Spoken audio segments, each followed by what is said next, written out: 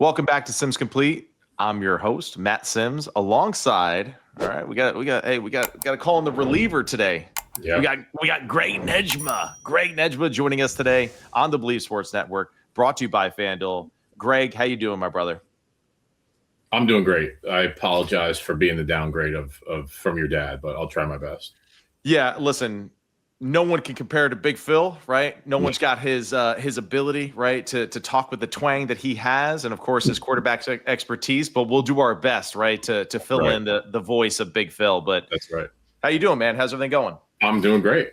Yeah. What's new with you in this world today? Well, I think since I was last on here, started a new role as president of Accelerate Sports Ventures, which has been really cool. Working with a bunch of colleges to really bring like pro level evaluation processes to them, help them with the transfer portal and all that sort of stuff. And my weekends are booked up by kids baseball and softball and track, and so but no, it's all good. Very cool. And now for this Accelerate Sports Ventures thing that you have going here, right, which is a great thing. What is it like for you now going from evaluating and looking at NFL prospects consistently and now getting more into the high school, college, and pro aspect of it? Yeah, it's definitely a different lens. I think when you're focused on the portal, a lot of the carryover is the same, right? The traits that you're looking for, the fit for the team, the values and the valuation of the players, right? And all that stuff kind of ties in together. It's just kind of, it's at a different level, when you're evaluating some of these guys that we're going to talk about that are early round draft picks, right? Like they're going to be at one level. If you're a transfer player, that you might be a really good college player, but that doesn't necessarily mean you're going to be a first or second round, draft pick, right? So it's just kind of keeping it all relative. But at the end of the day, it's what I love doing. It's evaluating players and trying to help and provide an impact to the teams that we're working with, to be able to give them some information that helps speed things up and clarify stuff for them, and just use my experience being in the NFL to help them as much as I can. Now, I'm just curious, like as you rip off that stuff and break that down for us, are you surprised by how advanced some of these colleges are? Are they kind of behind the eight ball as far as how they go about the evaluation process? Like, from your opinion, being in the NFL for as long as you have been, right, over 15 years, do you feel like colleges are getting a good grasp of like the future of the sport and how to manage those things? I think it depends. The one thing I've found is in the NFL, like everyone's process is fairly consistent. There's a couple tweaks here and there, depending on the grading scale and the scheme and the process, but it's not drastic. At the college level, what I've found is the variance between how people do things is huge, right? Now, that doesn't mean one's necessarily better than the other. I just think there hasn't been any consistency yet, really. I think there's some really, the people I've talked to have been really talented and really good scouts, evaluators, general managers, coaches, and all that sort of stuff. I think the biggest problem is the volume that they have to deal with, right, compared to an NFL team that you're able to predict it a little bit better, and you probably have more staff and just more tentacles to be able to cover it. And the colleges, I just don't know that they all have those resources in place yet. So that's kind of where I come in, is to be able to be an extension of certain staffs and an extra set of eyes and help the people there that are certainly talented enough and capable enough to do it, but just don't have quite the resources to be able to handle it. Yeah, it's really interesting, and I love just hearing you break that down, because it almost sounds like it is like a new frontier for a lot of these colleges, and they are in that trial and error phase. What works, what doesn't work, and you're right. It's really the fact here as the example, the transfer portal. Over 3,000 athletes, right, entered the transfer portal this past cycle. That is an unbelievable number on top of the 5,000 athletes across the country that are, graduating high school to now go to that college level.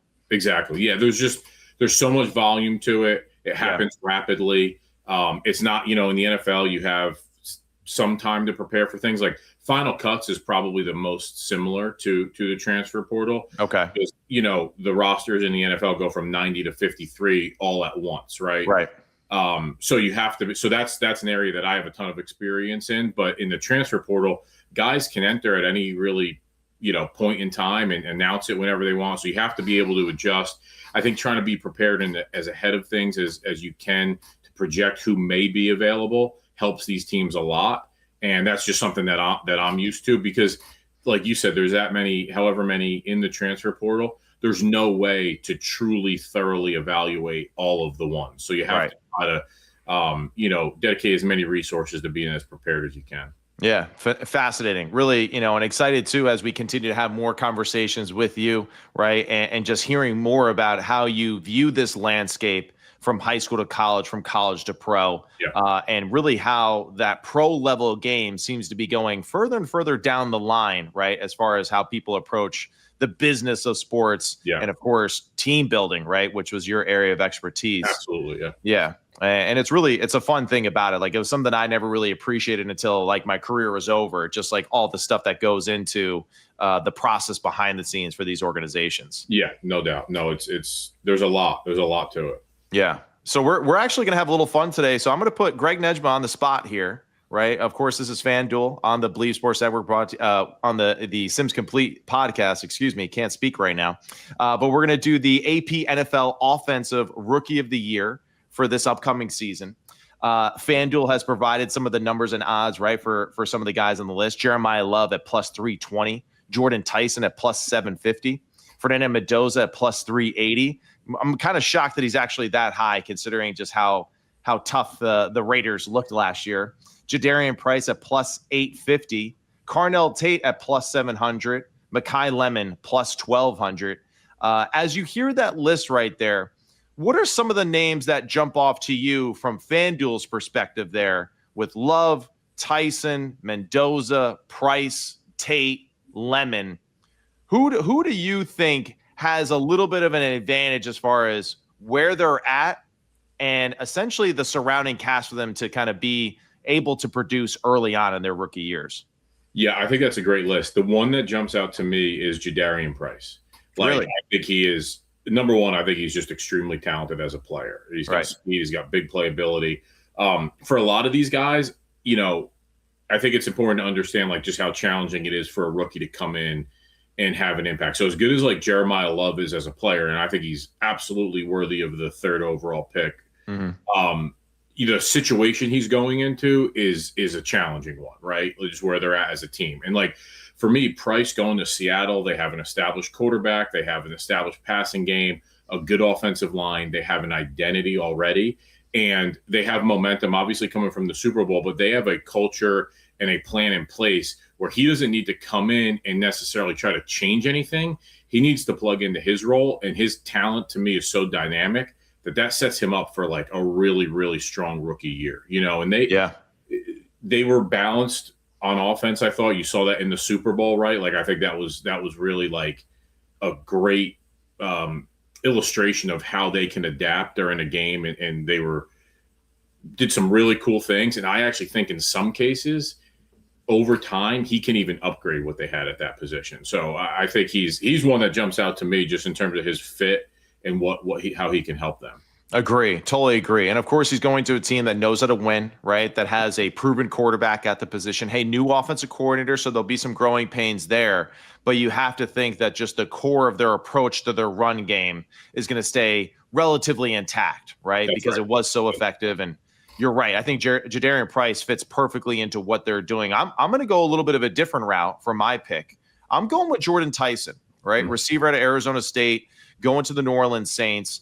And the reason why is because I believe in Tyler Shough. I believe in Tyler Shough and what we saw at the end of the year there, how that offense looked. And of course, now with Olave getting more involved with the offense, now with Jordyn Tyson opposite side of him, I really do think that they're going to have some unbelievable opportunities to push him the football pretty aggressively. Because I think just going into games, right, schematically, they're going to say, hey, we're going to take the veteran receiver away. We're going to make the rookie beat us. Right. Yeah. But I think that potentially can lead to some great opportunities for Shough, for Kellen Moore, and that offense to be aggressive through the air. Yeah, no, I like that one too. I think Jordyn Tyson and Tate and Lemon, like those were some really, really talented receivers. I liked all of those guys. Yeah. I like the situation he's going into. I also think, like you mentioned, having Olave is a huge help. Right. And also, like, they're probably going to be in a position where they are throwing the ball a good amount too, right? Right. Yeah. So I think there'll just be more opportunity and more volume for them. You have an offensive-minded head coach who sees the game from the quarterback's viewpoint, which I think is huge for receivers. So yeah. I like that one too. Yeah, that's that and exactly right. That's really what I was thinking about it too. Like the head coach thinks like a quarterback all the time, So I feel like that's where it fits perfectly for Jordyn Tyson and what we saw from Shough a year ago. Let's switch it up now. Let's go to the opposite side of the football. Let's talk about the AP NFL Defensive Rookie of the Year. Rueben Bain plus 500, David Bailey plus 500, Arvell Reese plus 750, Caleb Downs plus 850, Mansoor Delane plus 850. And Sonny Styles plus 1,000. I'm surprised that Mansoor Delane made the list, honestly. I feel like other than Sauce Gardner, we typically haven't seen corners make like huge immediate impacts in their rookie year, right? But maybe that's just me and not really being cued into that position enough as far as that goes. But, who's a name that jumps off that list according to FanDuel for Rookie of the Year on defense? Honestly, the one I wrote down was Delane. Like when I watched when I watched him leading up to the draft, I thought he was. I did a podcast talking about like the Commanders and who they may take, right? And for me, like I thought he was one of the cleanest defensive players in the draft. I think people prioritized edge, right? And I get that. You always want to go after a pass rusher, but like to me, he was an awesome cover corner. He's got man coverage skills, he's got ball skills, he can tackle. He challenges. So, and honestly, like with a team like Kansas City and Spagnuolo and that scheme and all that sort of stuff, like I think you saw what they did with McDuffie and the other guys that L'Jarius Sneed, who they've had there. They've done a great job of developing them, and then they kind of move on from them when they get to a certain point. But I think Delane could have the cleanest impact early on because he's going to be put in a situation where you're covering this guy. You're doing what you have to do. The other edge rushers, to me, some of them are really good players. Yeah. I could see them being in more of a role early on. I could see them being less of a rundown player and more of just like a third down player in some cases. And Bain, maybe, I love Bain, but being in a little bit more of a rotation. So I feel like Delane's probably going to play the most. And I think he could have the biggest impact, to be honest with you. Okay. All right. Well, and that's interesting that you mentioned that. Like, of course, super good player, right? I mean, he's got all the capabilities that you want at the position. I just was kind of thinking when thinking about Rookie of the Year, what can he do statistically, right, to separate himself, and that's where I thought, okay, at corner, you're a little limited as far as like actually racking up stats on that side of the football where, the edge guys force fumbles more consistently near the line of scrimmage, just a little bit more action, more total tackles probably throughout the season. And I was going to go with Caleb Downs. Caleb Downs to me is my guy to go with at plus 850, according to FanDuel Sportsbook, just because of kind of the same reasons what you mentioned for Delane. I think he's going to be a little bit more of the heartbeat of the defense. Wouldn't be shocked to some degree if he's not the green dot guy, but he's kind of like that next in line, of course, being at the safety. But also, too, I think his ability to play multiple positions, and wouldn't be shocked either if we see an established blitz package for him moving forward at the NFL level, where he's near it at the line of scrimmage. He's quick to trigger. He's aggressive tackling. So I'm going to go with Caleb Downs plus 850 as my defensive rookie of the year for this year. What are your thoughts on Caleb Downs potentially getting it? No, I like that one a lot too. I think the safeties, to your point, from a statistical standpoint, probably have a little bit more of an opportunity than corners maybe early on, unless you're getting interceptions. But like I could see Downs having high sack numbers, high tackle for loss numbers, some impact plays in the run game, in addition to the pass game too. So I really like that one. I think like the edge guys we talked about, I like all of them. I really do. I think they're going to be good players, but I think Downs and Delane are like the two cleanest, easiest projections early on. This class. And we've learned, too, from just past history as well. Of course, you have the Will Andersons of the world, right, who kind of get into the NFL game very quickly. But, like, as an example for us here in this New York area, we saw Abdul Carter. We saw what he did to tackles at the college level. When he got to the pros, it was a little bit more challenging for him to, just assert his will and his dominance on opposing players. And that's right. It's really just the fact that the offensive linemen in the NFL, the schemes are that much more complicated. They're that much more detailed. So he's got to learn a little bit more of the NFL style to get actively involved in the game. Would you agree with that? I totally agree with that. There's a lot to it, right? You're going to be learning a new scheme. There's probably a little bit more thinking involved on the D line than there is in college. You're going to be having to learn rush moves where you normally could just beat people with speed or power. Now you're not going to be able to do that as consistently, and learning some of that stuff slows guys down for a period of time, right? And I think that's what you saw a little bit with Carter last year. I think we've nailed the two that I think will have the greatest impact on defense in their rookie years. Yeah.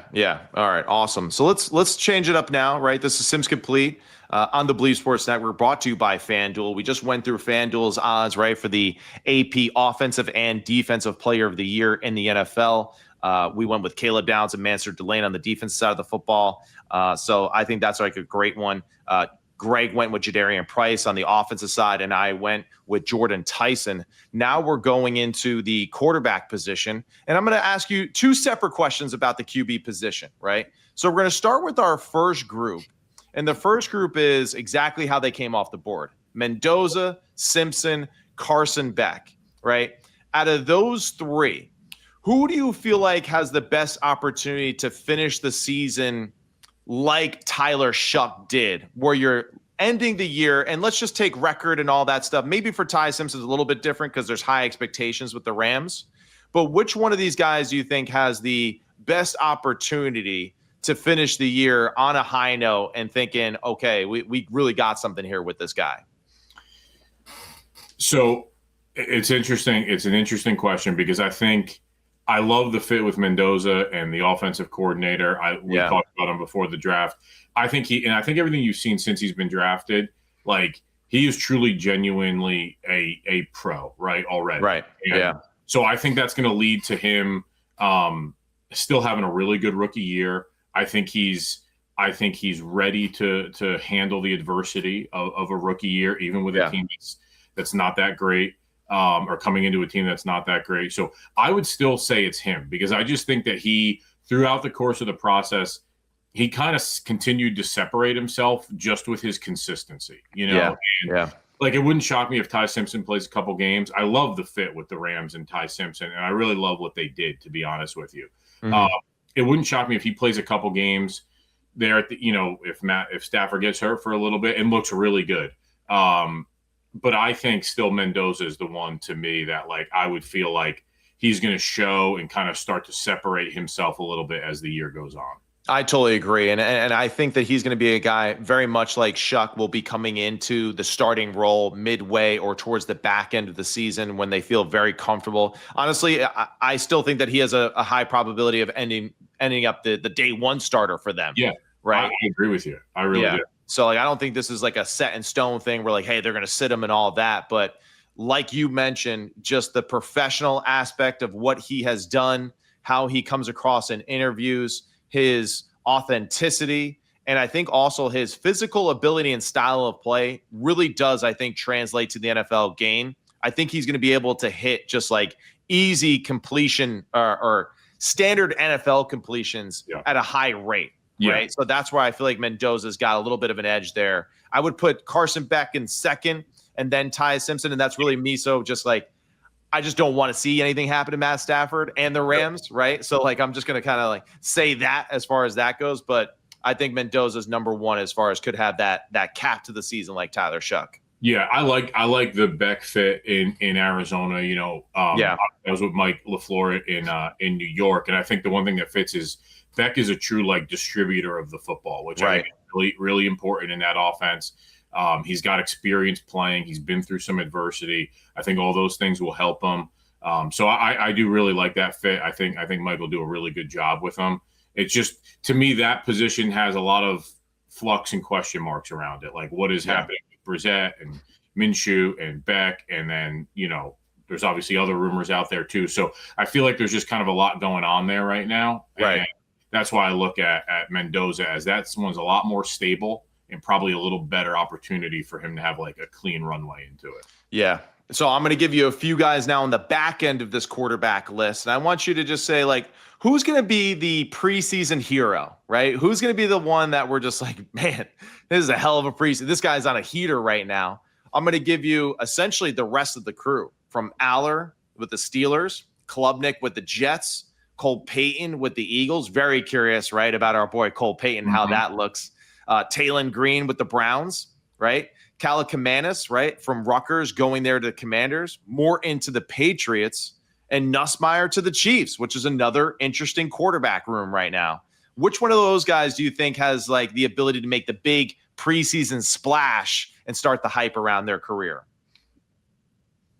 Yeah, so when you talk about preseason, I think there's two guys that come to mind, right? Because so much of the preseason is, and you know this as well as anyone, is like off structure, the timing's not great. So who can run around, who can make plays, who can just go and be one of the better players on the field when they're out there. And I think that's Cole Payton, like we talked about, right? I mean, and I think it's Taylon Green in Cleveland. Like those are the two guys that like in preseason play where the timing and the receivers and all that sort of stuff is not great. I just think their talent is going to look, really, really good compared to everyone else that they're playing against. And they're going to make plays with their legs, and they'll make some off-schedule type plays and throws that, whereas some of these other guys like, Morton and Nussmeier, like I still like them as prospects, but I don't know that those opportunities set up great for them and for their skill set as much as they do compared to Green and to Payton.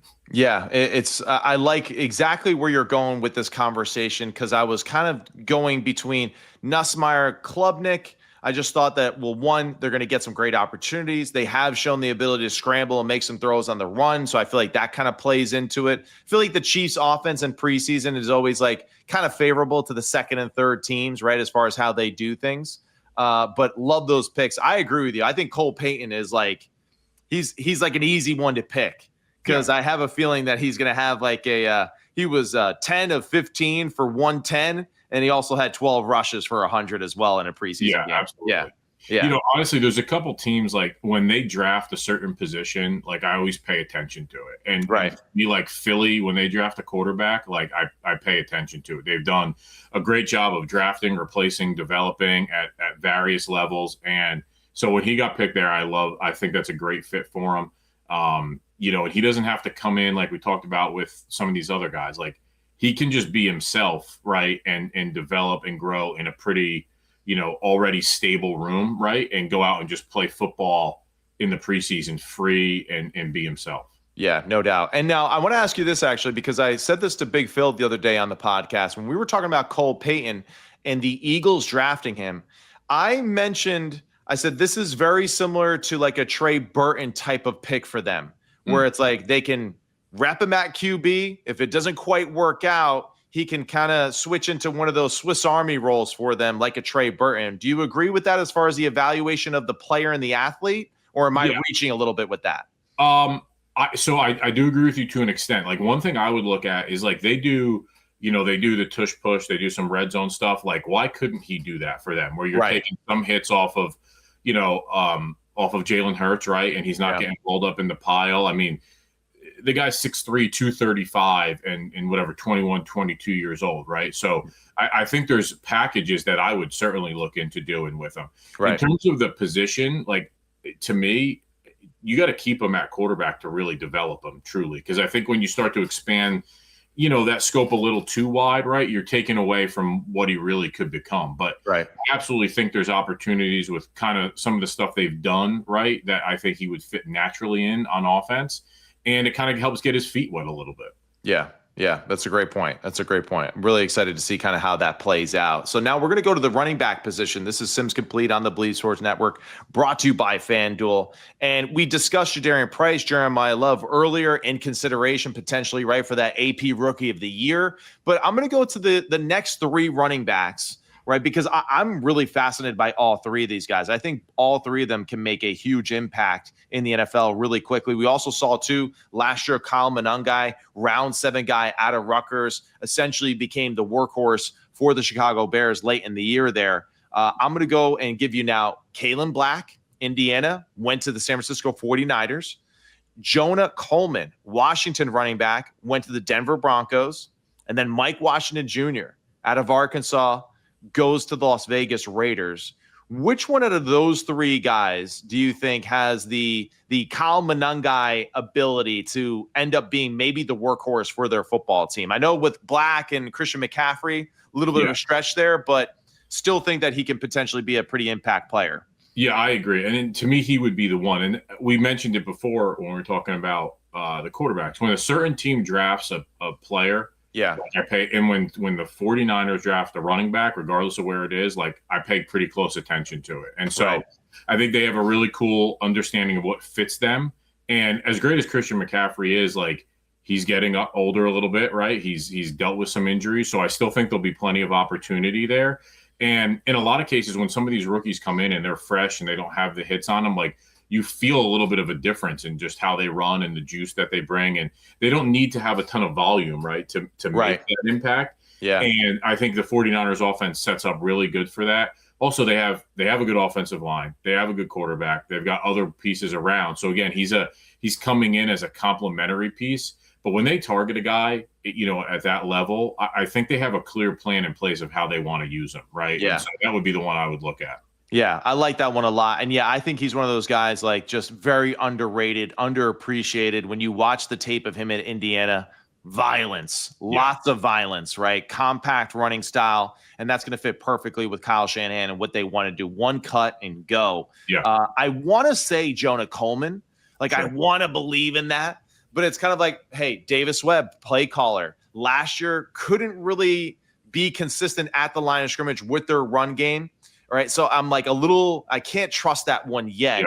I'm going to go with Mike Washington Jr., right? With the Raiders, with Ashton Genty, with Clint Kubiak, and hey, Mendoza and that young crew there. But I just feel like with their scheme, very similar to what you said earlier with Jadarian Price being able to make an impact with Seattle with how they run the football, I feel like Mike Washington Jr. is also going to be able to make that impact alongside Ashton Genty, right? And that just two-back stable back there, right, of being consistent with their running game. And, of course, it's the home run ability too.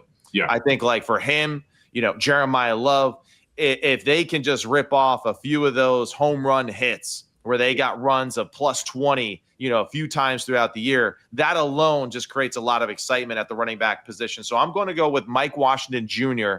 because of the scheme. I know the offensive line, they're still going to be piecing that together, but they're going to be better in the interior, right? Of course, bringing in Linderbaum. So I know that they're going to be more solid there, but got to go with the scheme and overall his ability to show that 4.2, right, from the combine at the NFL. Yeah, and I think him and Genty will actually make each other better because I agree. Their skill sets are very complementary. And I think they'll both be better in a little bit more of a specific type role, right? Where they can focus on it. And it turns out to be a pretty good 1-2 punch, I think. Yeah, it definitely does. It definitely does. So I'm excited to see how that plays out. So we're going to go to receiver now, Greg, and we're going to get a few of those breakdowns here as far as just some sleepers at the position. Of course, we have Tate, Tyson, Lemon, Casey Concepcion at the top of the list, Omar Cooper, but want to get a little bit more into when we're doing this, right? Hey, what's up, dude? Yeah, there he is. Knicks, let's go. What's the Knicks jersey? Whose jersey we got? Brunson? Are you kidding me? Like, is there a question there? It's got to be Brunson, dog. Yeah. All right, young man. Can you hop down? I don't want to get tackled. He's gonna hit me. So when we talk about these next group of receivers, right, I'm gonna throw just three names at you, right, as guys that I'm kind of curious to see how they can make an impact and be a part of this starting role.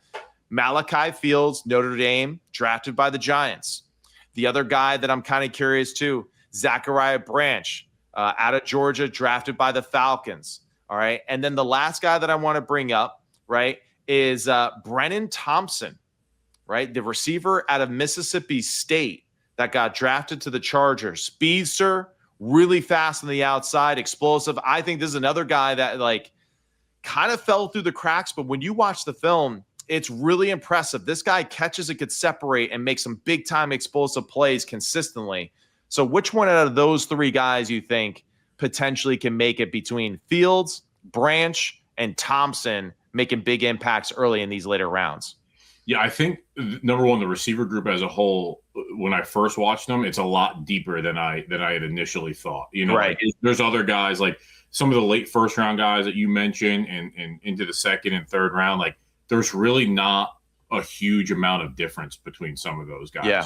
So, but for me, I would say Fields for a couple reasons. Number one, I think, Neighbors coming back will be huge because everyone's going to pay a lot of attention to him. Right.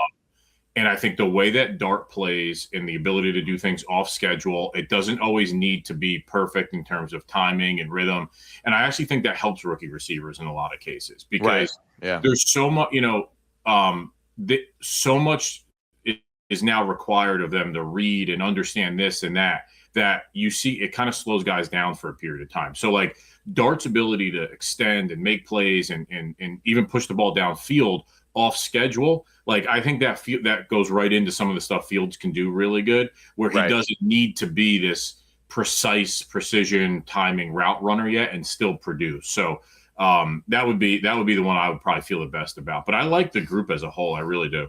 I agree. And honestly, when I was thinking about the names to mention to you, I really had a tough time of narrowing it down to that three. I tried to give like a variation of three different type of players, right? Zachariah Branch, a little bit more of the slot guy. Brennan Thompson's like that burner on the outside that can kind of hit home runs. And then I tried to give you like a big, strong physical guy, right, to mix it up in there. Like another guy that really intrigues me that I'm kind of curious to see, like I think the Caden Wetjet pick, right, by the Steelers is a sneaky good pick. Like he's a better route runner than people give him credit for, right? And he's a special teams guy, so I think he can make impacts there.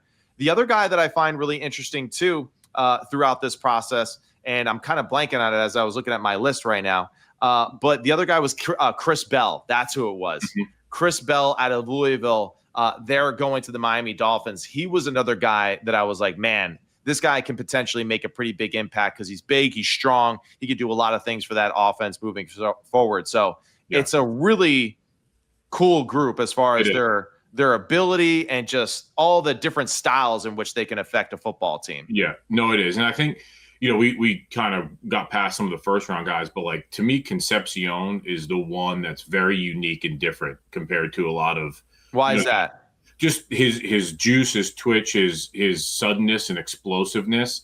Not that the other guys don't have it. I just felt like he showed some of this at a higher level, right? And so, like I love Lemon to the Eagles because I think they got pieces around him, and I think he's going to fit in like seamlessly. As again, you don't have to be the guy, but you're going to get a lot of targets and whatnot. But like I look at Concepcion and what Monken did with Zay Flowers in Baltimore, and I feel like there's a lot of similarities between their skill sets. And I just think Concepcion, like when I watched him, he felt like there was just a little bit more explosiveness and juice than some of the other guys. And like early on in their career, like once you catch a couple passes or they do a couple gadget plays with them and you feel that, like that impact is felt throughout the whole team, really. And to me, he showed that on film. Yeah, it's a great point. He pops off on film, I think, a little bit like how a Jamar Chase would. Yeah. Where as soon as he catches the football, it's he's got that little electricity to him when the ball's in his hand. It's funny. To me, he's one of those football players. I'm curious to see what you think about this. He seems to be a little bit more dynamic and aggressive when the football is in his hands than most of the guys within this draft class. Would you agree? Totally agree with that. And I think, even from a return standpoint, like I could see him having an impact there. And yeah, he runs away from guys and separated from guys, just a little bit more than some of the other ones that we're talking about. Now, some of the other ones have more size and a little bit more strength, so they're going to be just fine. But I just saw him and I was like, the Browns, Monken's always really aggressive in the passing game and has a good plan for it. They're probably going to throw the ball a lot. Like I could see him really getting featured and having a legitimate impact. Yeah, it's a good point. I like that a lot too. And I think we got to remember too, like Monken, he knows a thing or two, man. This guy could design an offense really for any quarterback, and good thing because they got a few of them over there. Yeah. So let's go now. We were going to talk tackles. Let's just go to the edge guys. I'm going to just give you it's this or that, right? That's what I want to do. Who's going to be this guy or that guy is going to have the better year? All right, to start for this conversation at the edge, I'm going to give you the two Miami Hurricane defensive ends. Rueben Bain or Akheem Mesidor going to the Chargers, Rueben Bain to the Buccaneers. which one of those two has the better start to their NFL career? Who makes a better impact from the jump? That's a tough one. I mean, I love players. I love both of them. You know, and they're different. They're different, but I love both of them. I would say Bain, just because, obviously I know Todd Bowles and his defense and what he calls for. And like when I watched Bain, I was like, that is exactly what Todd wants. Yeah. Tough, physical, gritty, maybe not relentless, not going to wow you like athletically, but his disruption, his power, the ability even to play on the edge and like even move him around a little bit, I think is going to be huge for them. So, I think I love Mesidor. I think they'll have a really good role for him, and I think he'll have an impact too. But I could see, and the other thing with Bain, they're not going to have to take him off the field on first and second down. Like he could be a 3-down guy as long as he picks things up physically very early on in his career. And so I would say Bain.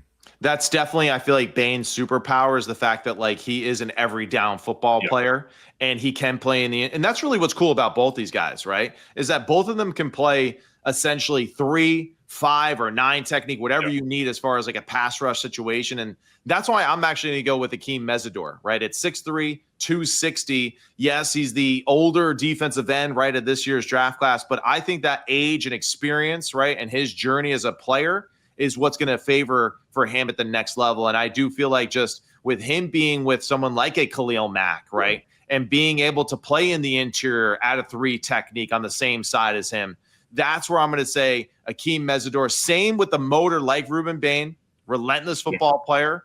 But I just feel like his closing speed and his ability to just add that little extra dynamic punch at the end is why I'm going to give him a little bit of a leg up over over Bain because of just a little bit more of that suddenness and a little bit more of a speed aspect to what he can bring to the table. Yeah, no, I can certainly see that. And I think it's a great point about Khalil Mack. You can't undervalue having a guy like that, bringing a rookie into a room with a guy like that too. Right. So, right. And then being on the same side too. And like, they're both, what I like about it too, is like, they're kind of both similar in their styles as well, as far as just how they'll play and how they'll, it's not like they're super long and tall dudes, so they won with power. They won with suddenness, great hand combat ability. I think that's going to be an interesting one. Now I'm going to give you another interesting breakdown here as far as 2 comparisons. I'm going to go with a guy who was potentially going to be a first rounder a year ago, but of course, like the rest of his team at Clemson, struggled, right? But he's going to be in a position where I feel like he's going to get a lot of reps early on in his career. TJ Parker, Clemson defensive end, going to the Buffalo Bills. And then I'm going to give you R. Mason Thomas, the defensive end, right, out of Oklahoma, going to the Kansas City Chiefs. Right. So both guys, second round guys, the 3rd and 8th pick in the second round. Out of TJ Parker and R. Mason Thomas, who do you think has the potential to have most of an impact for their defense this year? I would say Parker, just because I feel like, the Bills, I feel like have quietly done a pretty good job at that position, right? Like they may not have gotten, a true game wrecker, right? Right. Between Epinesa ended up being a good player, right? And they got Joey Bosa, and I'm blanking on the dude from Miami that's become probably the best player up front for him. Yeah. So I feel like there's kind of a good core, a good stable around them, where as a second rounder you could come in, be part of the rotation, have an impact. The offense is probably going to be pretty good, right? Yep. You're going to have leads in games, and right. a little bit That's more a great point. to be able to get after it, and in a role where again you're in a wave rotational role, so like the onus isn't going to be on you to be playing 65 snaps a game as a rookie too. Yeah, so, right. Were you talking about Greg Rousseau? Is that who you were mentioning? So, yeah. Okay, all right. Because it's him, it's Ed Oliver, right? I'm kind of curious to see what happens with T.J. Sanders and Deion Walker this year, right? Like you expect like big, strong dudes. Can they make a little bit more of an impact for them on the defense? I'm kind of curious. Like I think T.J. Parker fits in pretty well with that group. I'm also going to go with T.J. Parker as well. I think R. Mason Thomas, like I like the player a lot. I think he has tremendous ability. I think he's another guy like very high motor.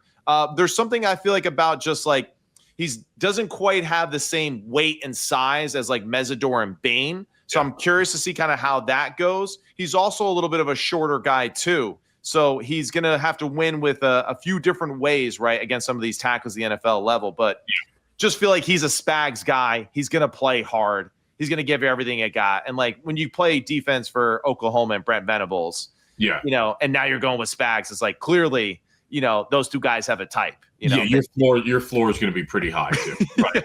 That's right. So I think those two are interesting. The one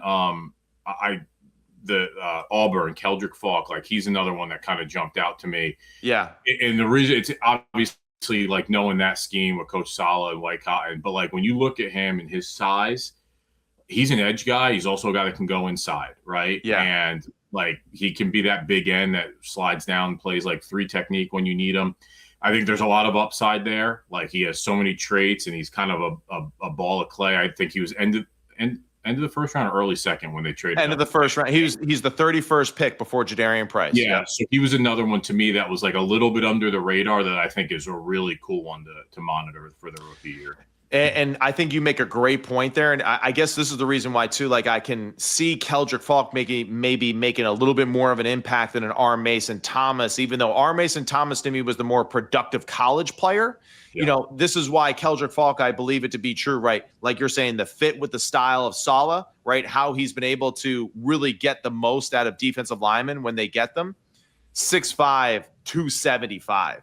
Yeah. So like just that alone, he can play the big man game, win one-on-ones, win with speed, win with that aggressive punch as well. And I think that although he was not super productive his last year at Auburn, I think in the NFL, he's actually going to be a little bit more productive from the start because it's going to be obvious situations where Saleh is going to say, hey, it's third and this. We need you to do this and just go. Don't worry about anything else other than that. That's right. They're going to attack. And, Aaron Wycon, the D-line coach here, I think is a phenomenal developer of talent. I saw it firsthand. Right. Coach Saleh is as well. And they've had success with that type of player. Like they have John Franklin Myers there right now, who's there's some similarities between them. I think last year in San Francisco, he drafted Michael Williams, right, where there's some similarities between them. Right. And they got a really good group of D-line, Jermaine Johnson's there, Solomon Thomas, JFM, who we talked about, where there's some really good veteran presence there that can also help him too.